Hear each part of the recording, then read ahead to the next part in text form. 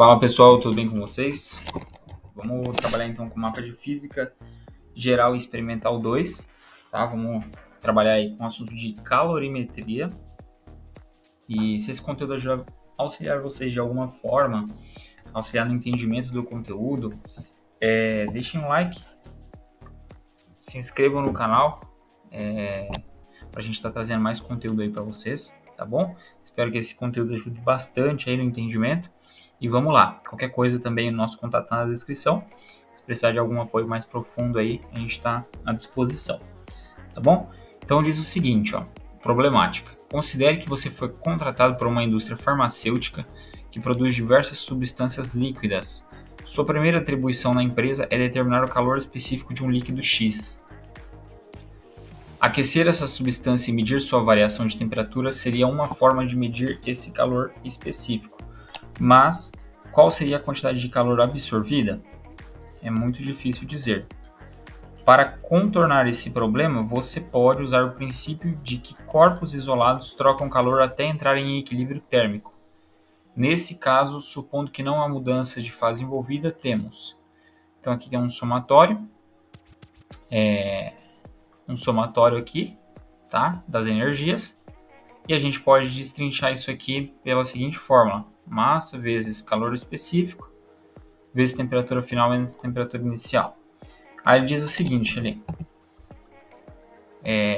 Com isso, só fazemos menção às massas, calores específicos e temperaturas finais iniciais dos corpos envolvidos.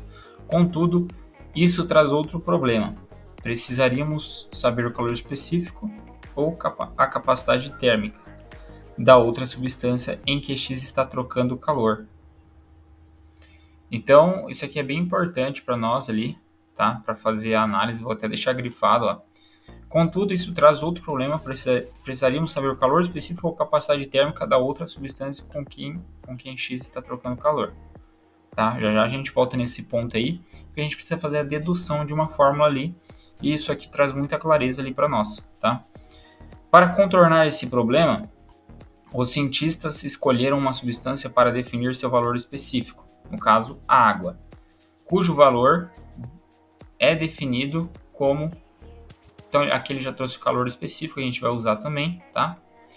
Da água. Dessa forma, poderíamos usar a água como referência para medir o calor específico do líquido X, ok? Além disso, precisamos contornar um problema prático. Quando colocamos um líquido dentro de um recipiente, ele troca calor com este recipiente. Então, ao juntarmos o líquido X e água, temos que levar em consideração o recipiente em que eles estão.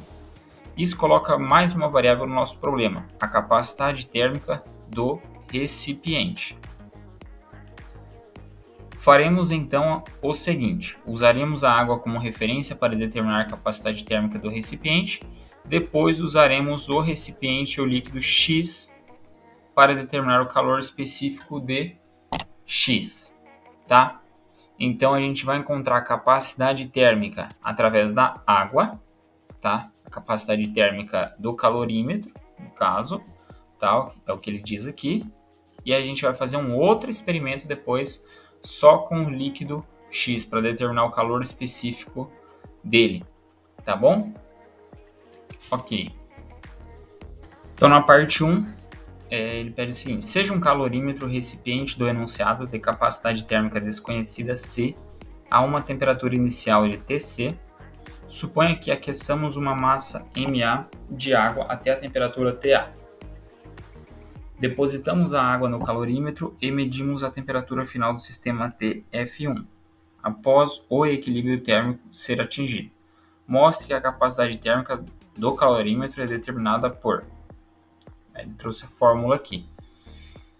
B. Faremos agora o mesmo procedimento, mas trocando a água pelo líquido X. Mostre que o calor específico do líquido X é determinado por...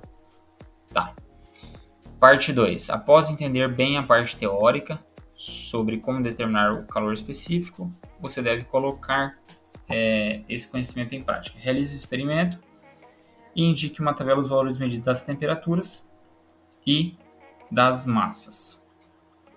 As temperaturas vai ser só das temperaturas e das massas. São 3 temperaturas e uma massa, tá?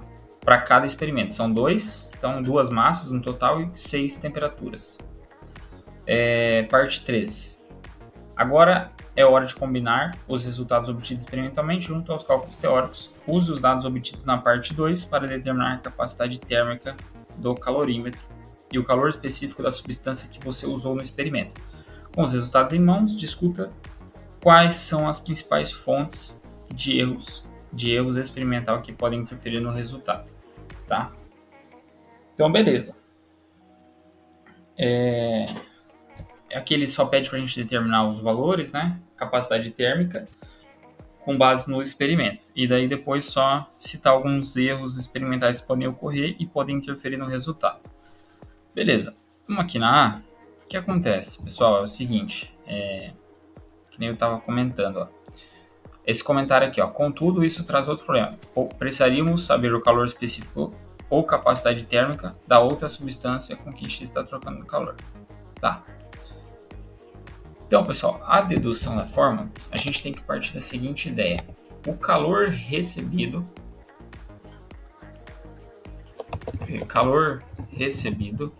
tem que ser igual ao calor cedido, tá? Deixa eu pegar aqui, só para conferir. Tanto faz a ordem, tá? Mas beleza. O calor cedido. Cedido de quem, né? O que acontece? A gente vai pegar um recipiente, um becker, pode ser um becker, né? Colocar água dentro dele e aquecer até uma determinada temperatura. A gente vai pegar a água dentro desse becker aquecida, colocar dentro de um calorímetro, agitar ele, mexer o calorímetro até a temperatura se estabilizar, tá? Até a temperatura se estabilizar. E nesse processo, a água vai fornecer energia. Então, calor cedido pela água e o calor recebido por quem? Eu coloquei a água dentro do calorímetro, né? Dentro do calorímetro. Então, eu posso escrever aqui calor, né, absorvido pelo calorímetro, tá? E quais fórmulas nós temos, né?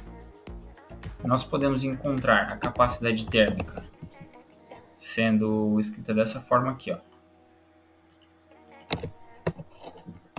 Capacidade térmica é igual a calor sobre variação de temperatura, tá? Então, onde Q é o calor, delta T é a temperatura, né? Variação.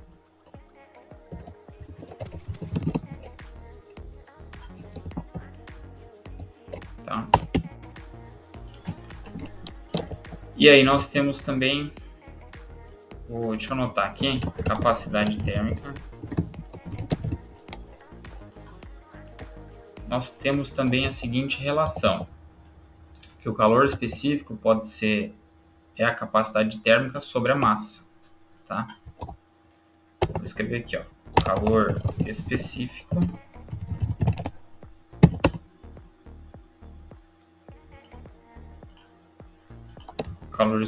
é igual a capacidade térmica sobre a massa, onde, né, C é a capacidade térmica e M é a massa, tá?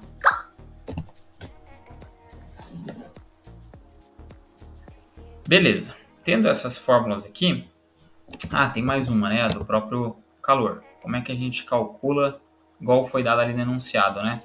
O calor é a massa vezes o calor específico vezes a variação de temperatura. Então tem aqui calor. Tá? Então a gente vai poder trabalhar com essas fórmulas aqui.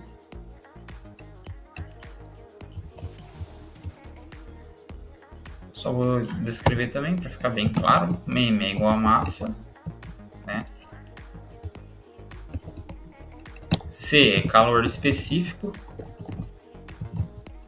Lembrando que o da água é 1 caloria por grama grau Celsius. tá? E a variação de temperatura. Opa, tá sumindo o meu mouse? Aí. Variação de temperatura. Beleza, show de bola. Então nós temos essas fórmulas aqui, a gente já pode começar a fazer a